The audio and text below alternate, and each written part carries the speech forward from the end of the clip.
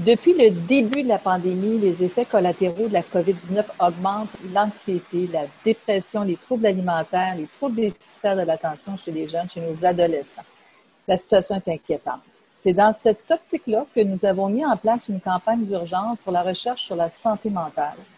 Notre priorité est d'amasser des fonds rapidement pour un projet que nous souhaitons financer qui aura un impact concret chez les jeunes. Je vous présente donc Dr Nicolas Chady, qui est pédiatre et chercheur spécialisé en médecine de l'adolescence au Centre de recherche du CHU Sainte-Justine. Eh bien, écoutez, je commence avec une première question. Expliquez-nous les objectifs principaux de votre projet, Dr Chady. Bien, je suis un des pédiatres qui travaille dans le Centre intégré des troubles alimentaires à Sainte-Justine et nous avons vu une explosion du nombre de demandes de consultations pour prendre en charge les adolescents avec des difficultés sévères au niveau de l'alimentation.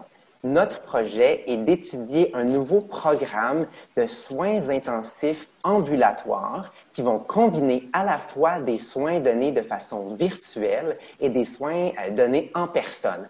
Vu la COVID et les défis de parfois venir à l'hôpital, les défis liés au confinement, on veut mettre de l'avant des nouvelles modalités de traitement en ligne qui incluent la télémédecine, la télépratique, les ressources en ligne, peut-être même les ressources d'auto-soins, toutes des choses qui sont en développement. Et il y a très, très peu de recherches actuellement qui peut nous dire si ces modalités de soins-là en virtuel sont efficaces et quelle serait la meilleure façon de les combiner avec des soins donnés en personne à l'hôpital, par exemple. Donc, notre programme vise vraiment à décrire l'expérience des familles et du personnel soignant au sein de ce programme-là, tout en obtenant des données quantitatives pour savoir s'il y a un effet sur la maladie en tant que telle, la durée du traitement, les risques de rechute, etc., etc.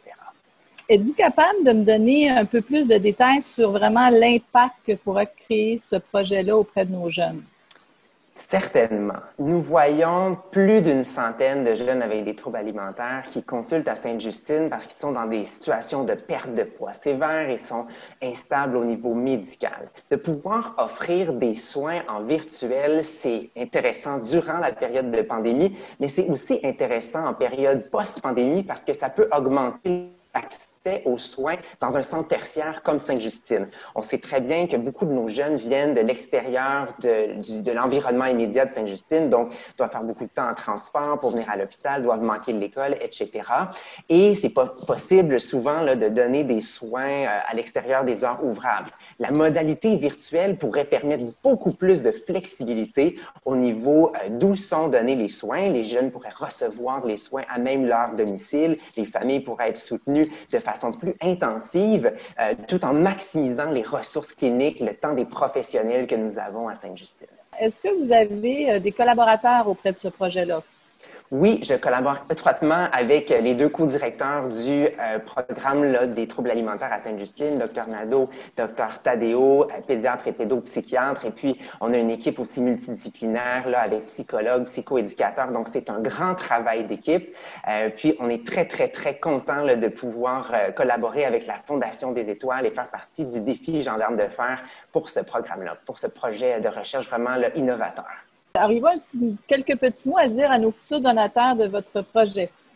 Bien, c'est simplement un mot de remerciement. Merci de faire confiance, de croire en la recherche en pédiatrie, ici surtout en santé mentale. On sait que les troubles alimentaires sont le problème de santé mentale avec le plus haut taux de mortalité en pédiatrie. Ce sont des choses qui peuvent vraiment ébranler la vie de jeunes gens, mais un traitement efficace peut vraiment avoir un impact majeur sur leur santé présentement et dans le futur. Donc, merci de faire confiance à cette recherche-là et vraiment d'appuyer la Fondation des Étoiles dans cette campagne.